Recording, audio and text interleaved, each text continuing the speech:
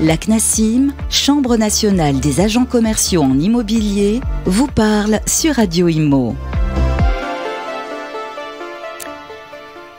Bonjour à tous, on va parler d'une profession importante, cruciale, en plein développement avec quelqu'un qui les connaît très bien. Jean-Yves Frappin, c'est le secrétaire général de la CNACIM. Jean-Yves Frappin, bonjour. Bonjour Fabienne. Merci d'être notre invité. Alors quand même, un petit mot d'introduction pour cette série d'émissions, pour rappeler pour ceux qui l'ignoreraient encore, si c'est possible, qu'est-ce que c'est la CNACIM ? Je rappelle le libellé Chambre nationale des agents commerciaux en immobilier, mais ça suffit pas, quelques mots comme ça. Qu'est-ce que ça recouvre ? Parce que c'est une force importante.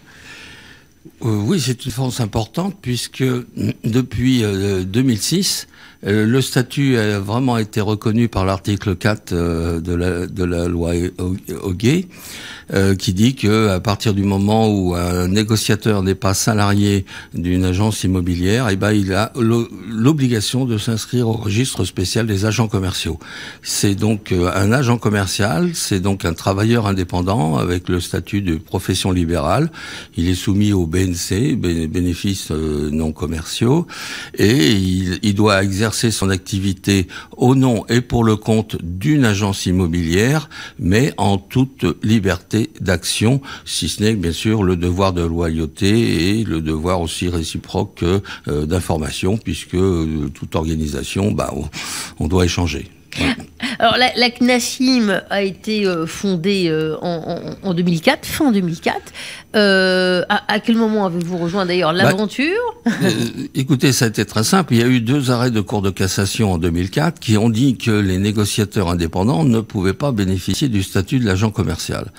Donc, nous avons eu à l'époque des gens comme Jean-Claude Côté-Moine qui avaient donc démarré l'aventure avec Capifrance, qui avait 60-70 agents commerciaux à l'époque. Et il y en avait un autre qui s'appelait Roland.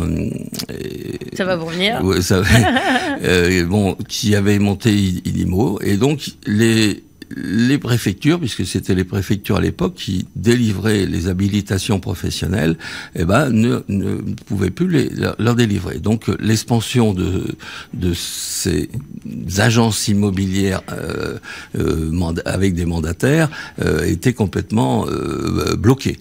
Donc là, il s'est trouvé aussi une solution. À l'époque, moi, j'étais président de l'IFAC, de l'Institut de formation des agents commerciaux, et j'étais vice-président de la Fédération nationale des agents commerciaux. Et bon, je m'occupais surtout des problèmes de formation et juridique. Et donc la fédération, donc il y avait 12 membres au comité directeur, chaque président de région. Il y a eu donc un vote pour savoir si on devait conserver donc les agents commerciaux de l'immobilier qui n'étaient plus des agents commerciaux ou pas. Bon, ma motion était de dire on va créer une chambre de mandataires rattachée à la fédération.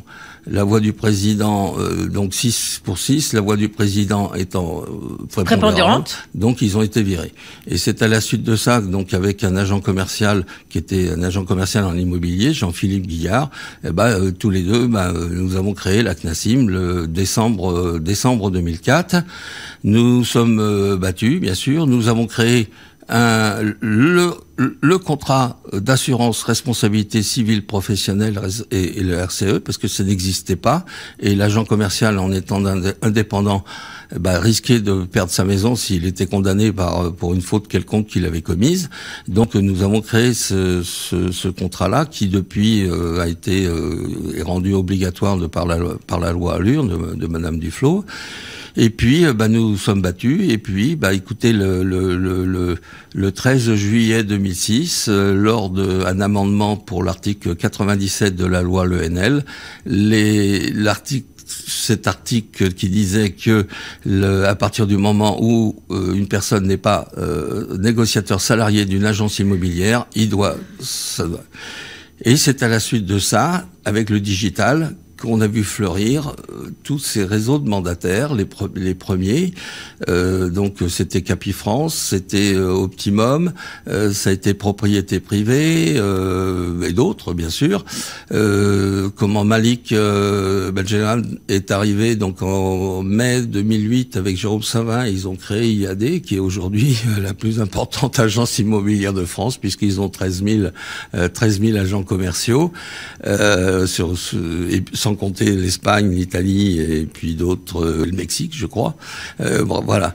Donc le contexte est, ça, on peut dire que la CNACIM, grâce à ses actions, a quand même participé fortement à la création de ces nouveaux formes de vente par réseau de mandataires.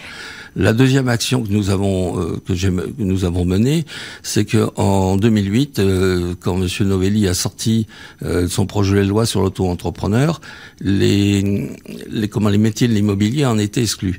Donc nous sommes montés au créneau et là j'ai réussi à faire passer dans le sens qu'un agent commercial est une profession libérale qui est un prestataire de service pour une agence immobilière et que je vois pas pourquoi il n'aurait pas bénéficié du statut de micro-entrepreneur. Il m'a entendu et donc les agences immobilières n'ont pas le droit de travailler en micro-entreprise alors que les agents commerciaux, là, ça représente 55% des 69 000 agents commerciaux en immobilier qui existent en France. Pour se rendre compte ce que représente la CNACIM, c'est important. Vous avez combien d'adhérents Nous allons terminer là à 9 000 adhérents. Non, évidemment, ça représente 15% du potentiel, si vous voulez. Mais quand on voit le résultat des autres syndicats, qui sont entre 9 et 10%, donc nous sommes pas trop mal. Absolument, bravo. Bon. On peut retrouver sur votre site, vous organisez des réunions de manière à partager les bonnes pratiques, vous alertez ces agents commerciaux sur les différentes évolutions réglementaires et vous-même vous expliquez, vous clarifiez ce cadre évolutif et qui n'est pas toujours en leur faveur. C'est ça ce qu'on peut trouver à la CNACIM ? Oui, la CNACIM, en fin de compte, c'est la défense collective et individuelle des agents commerciaux en immobilier. Mais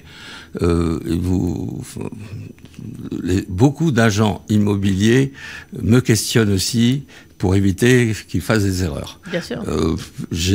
Parmi les grands réseaux qui existent, j'ai quand même des amitiés, puisque il faut dire que quand même je les ai pas mal aidés à se développer, bien sûr, n'ayons pas peur de le dire. À se développer, et donc je suis en contact régulier avec les principaux patrons des grands réseaux de mandataires de France, et sans compter donc l'agent immobilier traditionnel, si vous voulez, qui lorsqu'il a un sujet, nous appelle pour éviter de faire des fautes qui l'endommageraient dans ses relations avec l'agent commercial. Donc l'agent immobilier a besoin de l'agent commercial, parce que c'est quand même la souplesse et puis d'éviter quand même des charges fixes, comme l'agent commercial a besoin de la carte-T de son agent immobilier pour pouvoir travailler. Exactement. Voilà. Et puisqu'on entame cette série d'émissions pour vulgariser, communiquer sur les dernières actualités du moment pour vos publics, un petit mot de vous. Je sais que vous êtes modeste, Jean-Yves Frappin, mais on a la chance d'avoir quelqu'un qui a accumuler des expériences dans des secteurs différents et c'est pour ça que vous êtes capable de vous mettre dans la peau de différents points de vue, bien sûr pour défendre les intérêts des agents commerciaux en immobilier, mais parfois ça demande d'avoir les ficelles, de bien appréhender à la fois les domaines juridiques mais les astuces financières aussi. Vous pouvez nous parler un petit peu de vous, un petit parcours de présentation, s'il vous plaît. Écoutez, j'ai été cadre, puis cadre supérieur dans une filiale de Publicis, une filiale de L'Oréal, puis moi-même j'ai dirigé donc des entreprises. J'ai été aussi un des tout premiers à aller en Chine pour acheter des produits avec des bons rapports qualité-prix et puis créer une société de qualité pour surveiller la qualité des produits en fonction des cahiers des charges. J'en ai fait par la suite mon mon propre métier, puisque j'ai quand même toujours encore une activité avec la Chine. Ma compagne est chinoise, mais voyez-vous, ça fait 2 ans que je l'ai pas vue, puisque elle peut pas sortir et moi je peux pas y aller. Bon, enfin bref. Et donc, si vous voulez, ensuite, j'ai décidé un beau jour, il y a 28 ans maintenant, de dire, après tout, ce que j'ai fait pour les autres, je vais le faire pour moi. Et donc, je suis parti en Chine et je me suis associé avec un Chinois et nous avons donc créé une société de sourcing, de qualité, suivi de qualité, logistique et tout ça. Et nous avons fait importer pour nos clients jusqu'à 400 containers par an. Mais aujourd'hui, avec tous vos rapports et les contacts que vous avez dans l'immobilier, vous êtes devenu un petit peu le point de contact dès que les gens ont un problème, quand même, dès que les agents commerciaux ont un problème. Oui, bien sûr, oui, c'est la fonction même du syndicat. Nous sommes à leur écoute et on leur donne les informations nécessaires. Alors, attention, je dis bien les informations. Nous ne sommes pas conseil. Je ne veux pas empiéter sur le travail des avocats. Voilà, c'est important de préciser les choses. Moi, je donne des conseils. Bon, j'ai été aussi dans ma vie juge au tribunal de commerce de Nantes, donc j'ai suivi des cours de formation à l'école nationale de la magistrature. Et puis, je peux dire que même depuis maintenant 15 ans, la loi Hoguet, je la connais quand même pas mal. Eh bien, oui. Alors, on va parler de droit, justement. Allez, avec un premier sujet pour commencer notre série, parce que c'est un sujet qui se pose fréquemment, la requalification d'un contrat d'agent commercial. Pourquoi est-ce que c'est un problème, Jean-Yves Frappin ? C'est un problème pour une raison très simple, c'est qu'il y a de plus en plus de procédures qui se font devant les conseils de prud'homme, voire même des redressements qui sont faits par les contrôleurs de l'URSSAF ou la DGCRF. Et ça peut coûter très très cher à un agent immobilier qui considère son agent commercial comme un salarié. Donc la loi, elle est très claire. L'agent commercial en immobilier est un indépendant. Il travaille au nom et pour le compte d'une agence immobilière et il ne doit pas faire de permanence, il ne doit pas tenir un bureau, il peut venir bien sûr dans une agence pour accompagner un client ou apporter des documents, échanger avec son mandant qui est donc l'agent immobilier, mais il n'en est pas question qu'il ait un bureau, même si certains détournent en disant je vais vous faire payer 50 ou 60 euros la location d'un bureau à l'intérieur de mon agence. Les contrôleurs de l'URSSAF et de la DGCRF sont pas idiots. C'est du bricolage, j'appelle ça du bricolage, et puis c'est tout. Mais quand ça arrive devant le tribunal le conseil des prud'hommes, ça peut coûter très très cher. Le dernier exemple que j'ai depuis pas plus tard qu'il y a 15 jours, au total ça va coûter pour seulement 12 mois d'activité en tant qu'agent commercial au sein d'une agence, ça va coûter 48 000 euros à peu près, sans compter les frais d'avocat. Ça pèse lourd. Ça pèse lourd. Et alors il y a le point de vue, les agences traditionnelles, peut-être sans à tort ou à raison, sans malveillance, elles ont tendance à utiliser ces agents et puis petit à petit, tout le monde se retrouve dans une impasse, quoi. Malgré les avertissements de leur disons que représentants syndicaux, comme la FNAIM, l'UNIS ou le NCPI, malgré l'avertissement de master franchise, etc. Vous avez toujours des petits plaisantins qui changent les contrats types, si vous voulez, qui peuvent leur fournir, et puis dedans, ils se font allumer parce que ils mettent trop de directives. Moi, vous savez, le contrat type de la CNACIM, c'est 2 pages. D'accord. C'est 2 pages.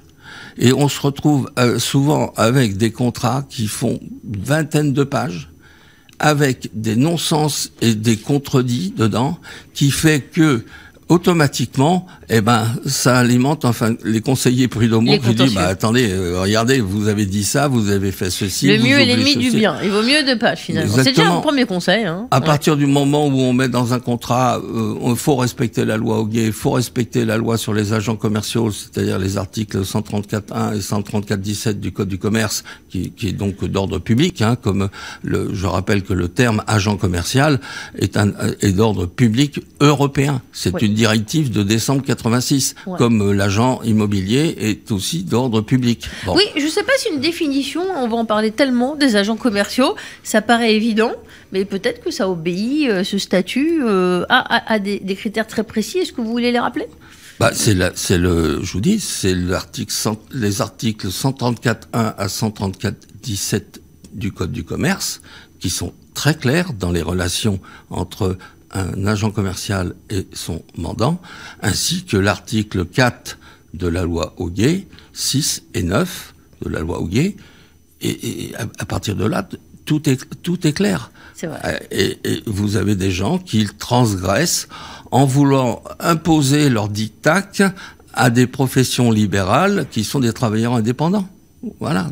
Donc les conseils de prud'homme, les redressent et puis c'est tout. Voilà. C'est très clair, Jean-Yves Frappin, pour cette première émission, c'est déjà fini. Les sujets, par contre, sont inépuisables. Je vous propose de nous retrouver pour la prochaine émission pour un nouveau sujet, pour bien clarifier tous ces enjeux problématiques que connaissent les agents commerciaux en immobilier. On était avec la CNACIM, la Chambre nationale des agents commerciaux en immobilier. On avait la chance d'écouter son secrétaire général, Jean-Yves Frappin. Merci pour cet entretien, Jean-Yves Frappin. Merci Fabienne. La CNACIM vous parle, une émission à réécouter et télécharger sur le site et l'appli radio.imo et sur toutes les plateformes de streaming.